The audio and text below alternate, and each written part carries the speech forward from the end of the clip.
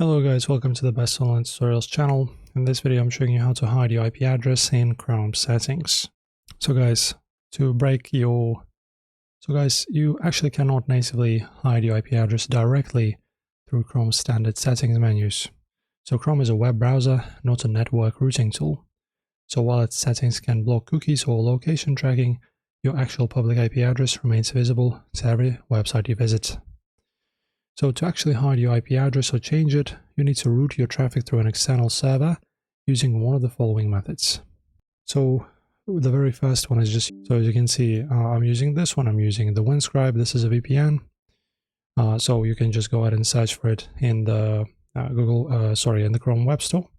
You can just log in, create yourself a free account, and then just change your IP to maybe something else. The next one is you can just set up a proxy. So open up your Chrome settings right here. Click on System, click Open your computer's proxy settings.